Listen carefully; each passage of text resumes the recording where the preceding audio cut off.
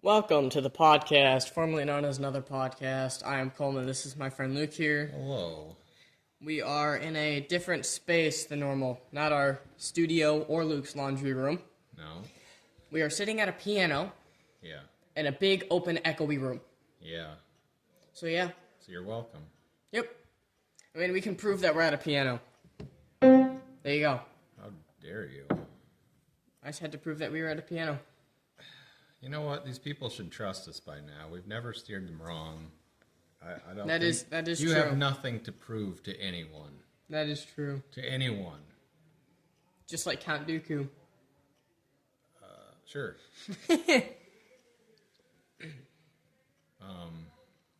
So yeah, what's our topic gonna be? We don't have a topic. We That's tried to have normal. a topic last week, and that was a total failure. Well, yeah, but it was a disappointing sequel. So I mean, Yes.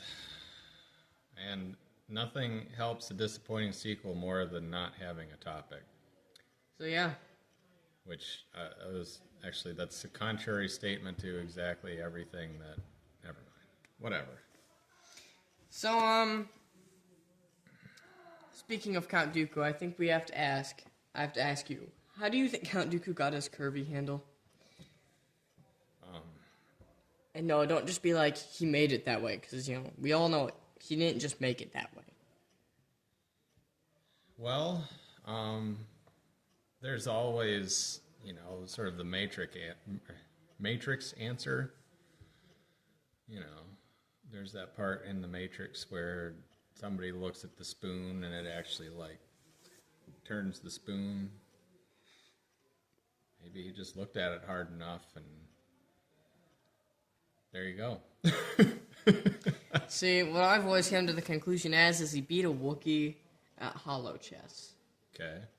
And the Wookiee just got mad at him and just took his lightsaber that was sitting on the table and just bent it and was like, now it doesn't work. And he turned it on and was like, this is even cooler now.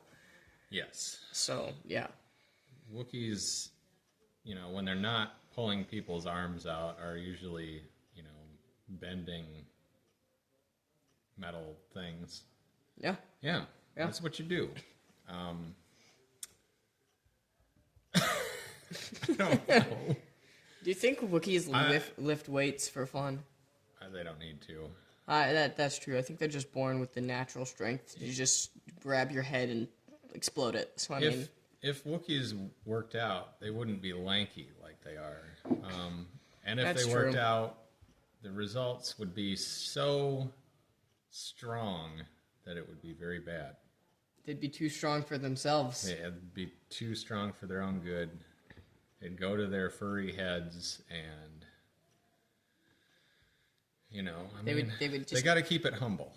I know they have those big crossbows, but they would go use it and it would just crumble in their hands. Yeah, they'd accidentally squeeze their guns to pieces. And Yeah. 'Cause, when you're in combat, I feel like you squeeze things harder when you're in a stressful Right. moment. So, I mean, Emperor Zurg once said the key is not to pull the trigger, but squeeze it. And if a Wookiee did that, then they would not have a trigger after the first use. that is very true. Yes. When did Emperor Zurg say that?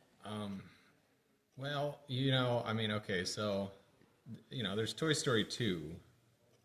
For a little while after Toy Story 2, there was a Buzz Lightyear television cartoon that, I don't remember it well, but Emperor Zurg he was a fun time. The guy was hilarious. Okay, then. I didn't appreciate that adaptation of him at first, but, as time goes by, you learn to take a hilarious evil emperor, with appropriate humor yourself. Yeah. I mean, I know there was a movie Yes. that came out, and I've watched that, but I don't know. I think the He TV... said it in that movie. The cartoon movie that Oh. that kicked off the television show. Maybe I just, don't remember it because I, was really little last time I watched that movie. There was a wonderful episode, maybe the only episode that I really remember a Zurg line from, where he had this self-constructing fortress that was setting itself up on a planet, but he was overseeing the construction, She did much more hands-on than the Emperor ever did with the second Death Star. He wasn't just like sitting in a dark room being all throny. He had on a construction helmet over his, already metal head. Ah. And, he's going over the blueprints and the schematics, and Buzz and team are, just kind of wandering around in the background trying not to be noticed while he's going over, all these plans with his minions and just being like, we really got to get rid of these air shafts that are big enough for hero-sized people to go crawling around in.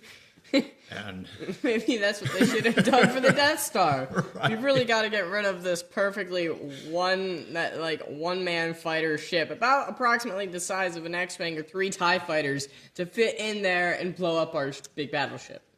Yeah, see, Zurg knew what he was doing. His minions were probably just too stupid to actually fix it. So, so much of the fortress had already been built by itself that. It wasn't the appropriate time, actually, to be going over the schematics, but, yeah, so there was that.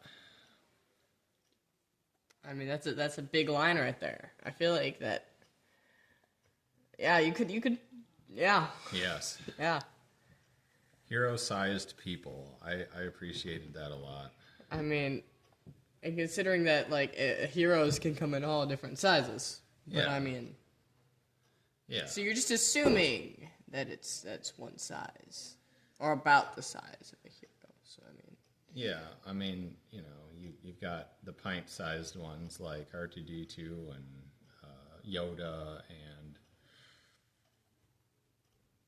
dare I say, Dobby. He probably did some heroic things occasionally. I don't really even remember what he ever did other than hit himself a lot. Dobby. I guess you could consider that heroic. He did save Harry and all them from the Malfoy house. There you go. And then he got killed because Bellatrix stabbed him while they were teleporting. But he's like a hero-sized person. And so Lord of the Rings is actually about small hero-sized people. Yeah. You got the hobbits, you got the dwarves. Yeah. You got all those underground things like the goblins. Those are not hero-sized people. They're small. Yeah, but they're villain-sized people. Yes. You have to consider whether they're good or bad in assessing what size they are, apparently. All right. So, Darth Vader would be a villain-sized person. Yes. Being a villain often makes you larger. That is very true. If you're a villain, you're just taller. After they put him in the suit. Grievous was probably taller after they put him in a mechanical body, unless he was already like a 9-foot-tall lizard. That I couldn't tell you. Palpatine is one of those rare occasions where being evil probably made him shorter, because he walked around much more hunchbacked. Well, you also got to admit that he was evil the entire time. This is true. But he just got electrocuted and turned old. So yeah, it was just like he was evil. So he was tall when he was super evil. And then once he was in control of the galaxy for 30-odd years. 30-odd years. Yeah. Okay, so if we count the bad sequels, which we shouldn't, but here's a fun little technicality. Palpatine, evil did make him bigger because for a while he was like part of a whole like robotic arm thing hanging from the ceiling. Yeah. I feel like this is the season we're gonna be bringing up the sequels more because it's the disappointing sequel season. Yeah. But well, I don't want to get too much into that today, but yeah, I like the idea. I appreciate the idea of the robot arm thing that he was hanging down from. I won't take away from that was an interesting thing to do. If you're going to do the stupid thing of bringing him back when it makes no sense, then at least they did it in a way that, it showed that he was appreciably not in great shape. You No. know, it's not even just that he needed this life support harness crane thing. It's not even the fact that his like fingers were foreshortened or his eyes were glazed over. It even like I don't know. It kind of looked like he didn't even have like a lower half of his body. No. It looked like he should have been dead. Yeah, he looked like not death warmed over, but just death. Yeah. It looks, and that's what you should do. It looked like he was he's been exploded before in a giant ball. So I mean, right? Yeah. At least like they he'd been did that. through that. Yeah. At least they made it look like he's been through that. Yeah. And with cinema, that's important. I'm glad they didn't completely drop the ball on And they absolutely just make every him detail. They were like, "Yep, no, we're bringing him back, and he looks perfectly fine." Right. But then after that movie came out, everybody said he had a clone, and I was like, no. No, I think he was supposed to have been a clone. It's Probably, but yeah. Anyway, let's just yeah, get well away from all that.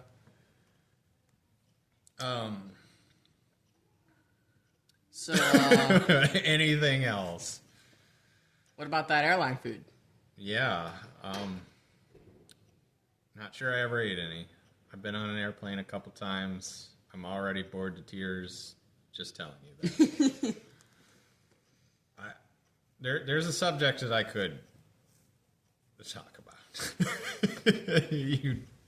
You're living in absolute fear of me approaching this subject. For those of you who don't know, there's this thing called people made battleships in like World War II and before World War II. Change the channel. And yeah, there's so much interesting. If ships are a thing that you like, you know, treat yourself to some information about real ships. That's all I'm going to say. You know, because if I start on anything at all, Coleman is just his eyes are going to roll up in his head, and he may die of sheer boredom and disgust. But it's really cool. Yeah, I think the Lego is cool and all that, like the Lego form of it, but like... Okay. And I know a decent amount about these ships, and so... Right. It's kind of like... Yeah. Anyway, we should qualify. Okay, so one of the reason I've been interested in battleships lately, and not even just battleships, but sort of the wider assortment of ships, mostly battleships lately. I'm building one. A friend gave me a USS Arizona. It's not. It's not Lego. It's called Kobe. It's an off-brand of Lego that does exactly what Lego refuses to do, and makes like models of real historical war equipment. And I like it. I still think it's funny that you're like, I'm building a battleship, and then did not explain that it was a Lego type thing until after you said you were building a battleship. Oh. Yeah, I didn't think of how that could be. You were like, I am building a battleship. My friend gave me this entire big battleship. And then you explain that you're building it with Lego. Cool. Yeah, I'm building a battleship. I've got 2 metal plates, and I've been trying to figure out how to like nail them together, but it keeps like bending the nail. So you're putting Legos in there, so you know it'll No, it's got nothing to do with Legos now. Yeah, it's just one big battleship. I am going to build a battleship, and yeah. I'll get back with you in about like 85,000 years when I'm done with it. All right. Yeah. So, yeah.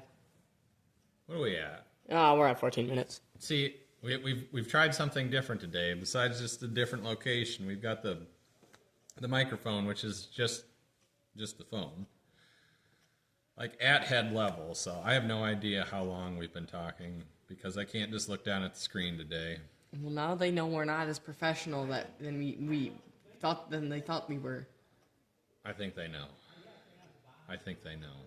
Probably, but yeah.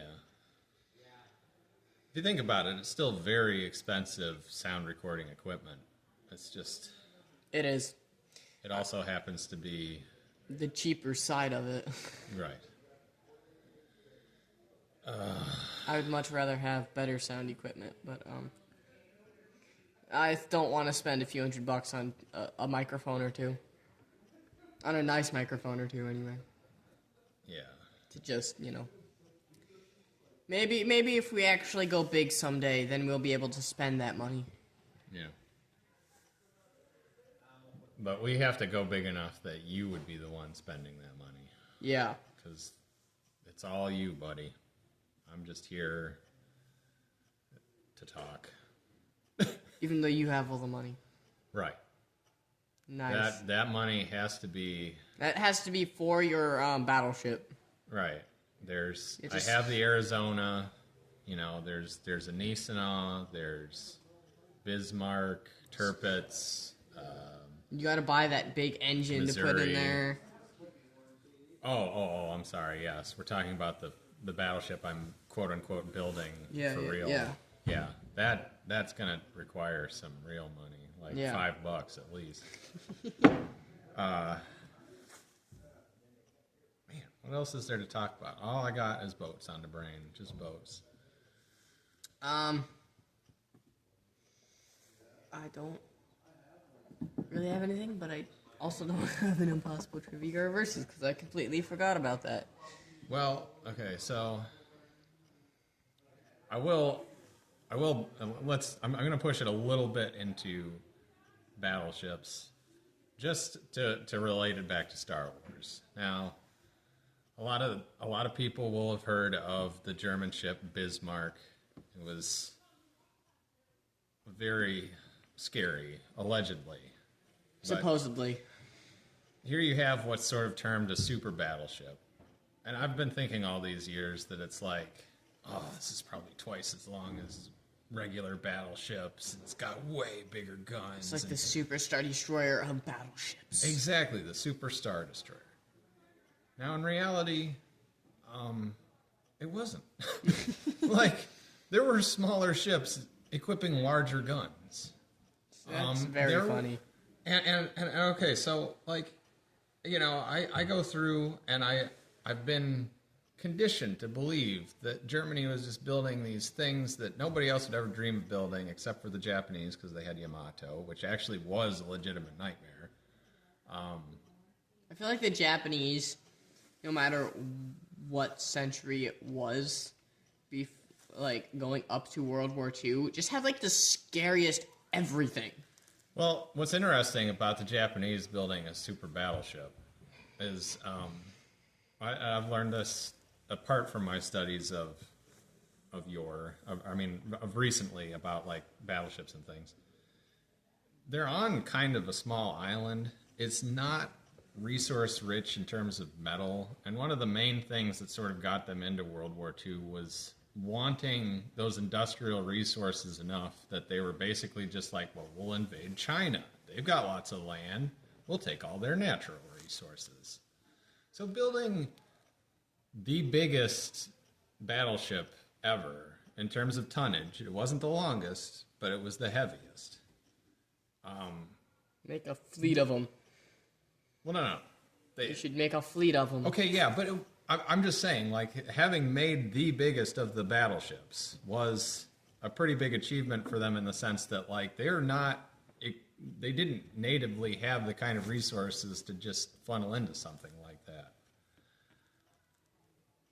But here's the thing that I didn't realize.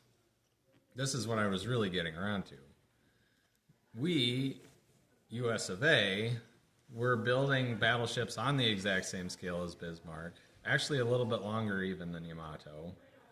But I didn't realize that we had what really would have gone for being considered a super battleship. They make it sound like it was the bad guys that built all the big hardware to be scary and do bad guy type things. But no. Iowa class battleships were longer than any other battleships that I know of, and they had, the armament to match, and I don't know.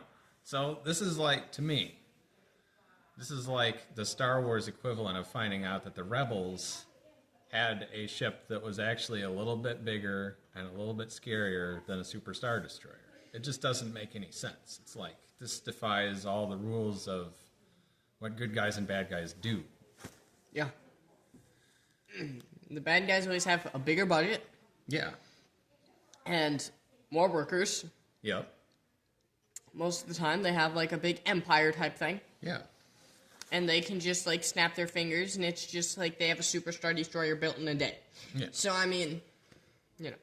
Right. And it's all, you know, when you're an evil empire, you've got to make these big statements about how powerful you are, which it's not enough to make a lot of little ships. That's never enough. You want to do that, too. You can't neglect it. That's why we have clouds and clouds of TIE fighters. But you need the opposite end. You also need something that's just stupid huge. See, now thinking of size, I came to think, what if because the Death Star is about the size of a small moon. Right.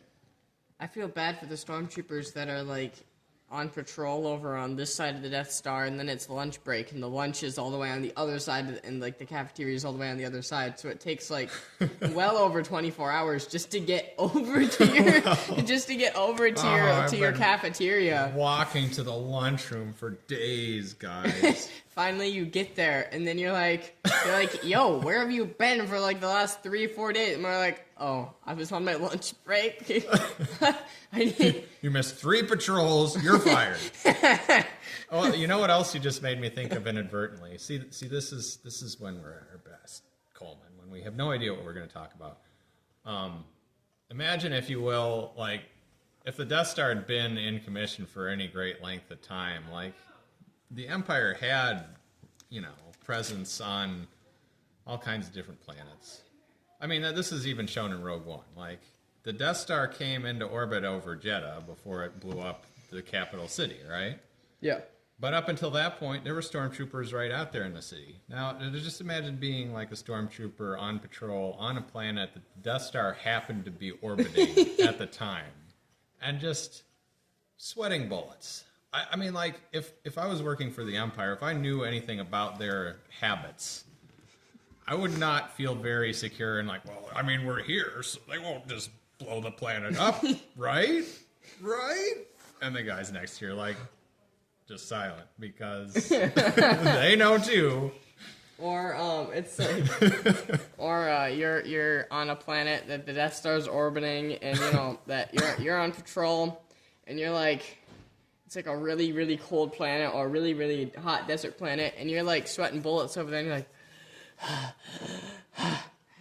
why can't I have worked on that thing with air conditioning? I feel so bad for those guys. Like, are they like freezing to death, and they're like, why can't I work on the Death Star with heat? It's all about the same size, right? Right. It's sort of being the cold, the exposed warehouse workers and envying the guys with the desk jobs. Yeah. The cushy desk jobs and their nice ergonomic chairs and their beautiful little cubicles. Or like when the Death Star goes to blow up the cold planet and you see the lights and you're like, oh, heat! And then you blow up. Well, okay, so let's flip side this.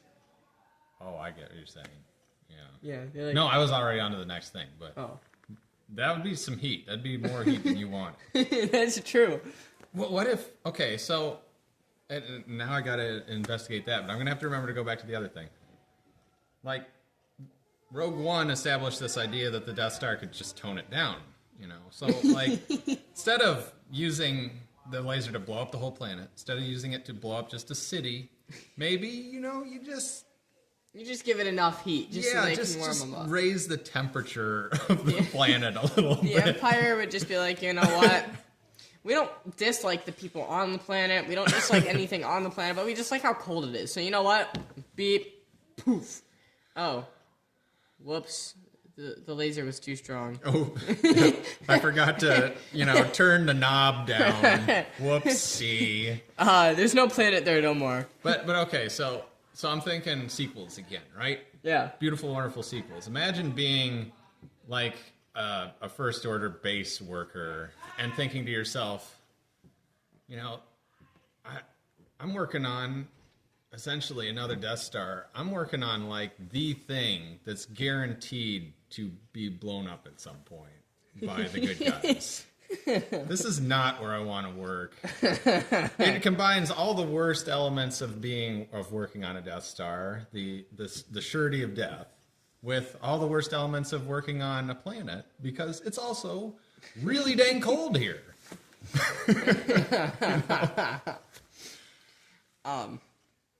Well, we're on 25 minutes. Oh so, my, okay. Let's wrap it up. I gotta go rapid fire on impossible trivia, so you're going first. Okay. Impossible trivia. Not really a great one. What would, instead of Bilbo and Gollum engaging in a battle of riddles, a game of riddles, what if instead they had just decided to play chess against each other? Who would win and who would be more likely to use en passant? So Gollum and who? Bilbo. Okay.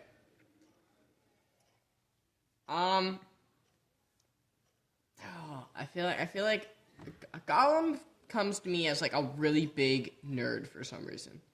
Like he seems like the guy that may like be crazy in the head, but is like a grandmaster at chess. Okay. I have never thought that, but that's very interesting. He seems like that type of guy. Like you don't like he's that guy that you're like, oh yeah, I can win, and then like you absolutely get blown away because he's just better at you than you. There are, I guess there are sort of things with that because Bilbo didn't expect him to be any good at all at the riddle game, and he had unexpected capability there. So sure. And also, if you look at Bilbo's fighting style of sitting in a corner and screaming, I think that's also how he would play chess, is sit in the corner and scream. So I think, and considering that Gollum bit Bilbo's finger off, and you see his fighting style. No. You're confusing Bilbo and Frodo. Oh. I mean, Bilbo also... Oh, yeah, Bilbo. Bilbo also sat in the corner and screamed, too. But, I mean... He wasn't anywhere near as good at it as movie Frodo, but yeah. So, I think that, I think that... Oh, now that I know it's Bilbo... Yeah, no, Gollum would absolutely just, like, whoop Bilbo. Okay. But would he be the one to try en passant?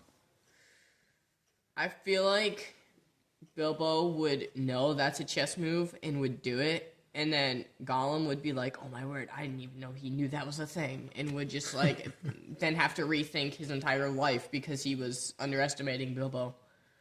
So, yeah. I feel like Bilbo would take en passant, but Gollum would be like the grandmaster at chess. What I could see happening with en passant is just basically like almost completely destroying yourself just to try to pull it off. You know what I mean? Like not worrying about all the other things that you have to worry about. just doing whatever you possibly could to set up trying to do an en passant. If I was going to do it, that's how it would happen. I played a chess game yesterday, and I didn't play en passant once. I played it twice. Now, it is rare to get it once. Nonetheless, twice in a game. Wow. I was so happy. And the first time I did it, I didn't care. I saw I could play it, and I kind of did like a quick calculation, making sure I wasn't absolutely losing if I did it. And I was like, I didn't even know if my calculation was correct. I played en passant in like 1.2 seconds or something, and just did it. And I was like, I got really full of myself because I played en passant. And then it happened in the end game. I played en passant again, and come to find out, both of those were the best move into position. So I mean, that made me even more full of myself. But so there you go, team. If you're gonna do en passant, just do it when the opportunity presents itself. Do it like Coleman here does it, and you'll just be the best. Yeah. All right. What is a Wampa's lightsaber color? Like, if it was a Jedi, or even like, even if it was a Sith, we're not considering that it was red. Like, what would the Wampa's lightsaber color I be? mean, if you're a Sith, your lightsaber color is red. That seems to be an That's absolute true. rule, at least if you go by the movies, because Count Dooku would have had absolutely no reason, other than his Sithiness, to change over to red. Yeah, that's true. I mean, Anakin, I guess, is the exception in the next movie, because he was a Sith for a while before he read it up. I mean, but that was like there was a lot of stuff going on there too. So I mean, the only lightsaber to ever be handled by a Wampa, in my knowledge, is a blue one. So I'm going to go with blue. And especially since blue is such a cold type of color. Yeah. And Yeah. There you go. That's not even a hard question. Let you alone wouldn't impossible. you wouldn't just be like, nah, it's orange. Okay. Yeah, his lightsaber's orange. Okay, you beat me. Yeah, Right, it's like orange. that's why I was like, everybody's thinking it's gonna be blue, but in reality, it's probably orange because that's just like such a fire color. Yeah. So like he'd have orange. All right. So it's versus time. Versus, yeah. All right, I got mine. Okay. Hedwig versus Scabbers. Okay. Hedwig is the owl. Yes. I have no idea what scabbers are. He's the rat that can turn into the guy, Okay. but it's in his rat form. Okay. As long as he's locked into the rat form, I mean, an owl is pretty much designed to eat rats. Like, that's... well, I guess I don't know for sure if They eat mice, not really rats. Rats are in like the bigger section. Okay, They don't well- really eat rats. If you got Hedwig hungry enough, Yeah, he'd probably go down there and try and eat it. she, right? Yeah, she. Yeah. Yeah. So, I'm giving it to the owl. I would certainly hope that an owl would be more apt to be able to kill a rat than a rat an owl. But I mean, this rat can also turn into a guy that can use a Well- Cadabra. But you said he was just in the rat form. Okay, fine. You're cheating. In the rat form, Hedwig wins. Yeah. But out of the rat form, Hedwig doesn't even try. Hedwig's just like, yeah, nah, I just turned red and red. Yeah, I mean, probably all she'd be able to do is just jump in the way of Harry getting dead. Like she did. Exactly. So. All right. Legolas versus Jango Fett. Ooh. I think I gotta give it to Legolas. Okay. Because I really like elves. But that's not the only reason. Mainly because Legolas has like perfect shot. Right.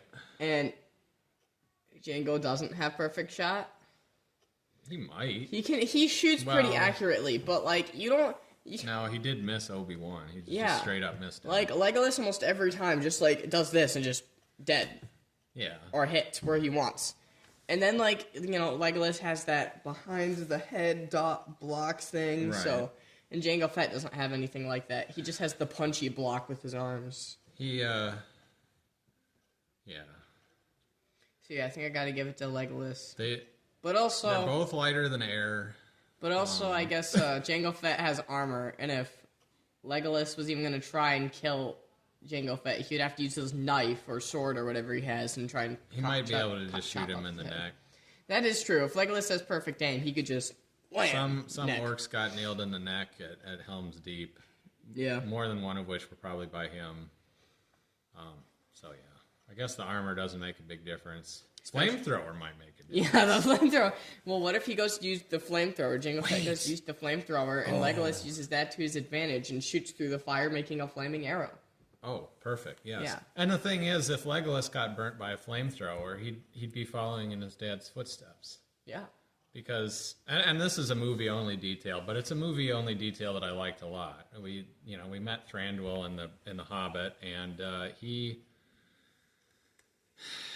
apparently had been burned on his face pretty bad by dragon fire, and just used his elfy powerness to like keep himself looking just gorgeous, which is just perfect for elves, using your whatever power you have intrinsically to just for sheer vanity. It made him good as like a bad king guy. Yeah. Well, I think we gotta wrap this up. Yeah, we better. Well, stay tuned for the next episode of that thing that you're going to be staying tuned in, which I guess could be this podcast, but may or may not be. Hopefully will be. Yeah, hopefully will be. But anyway, hope to see you next week, or talk next week, I guess. Or whatever. Or whatever. And bye. Bye.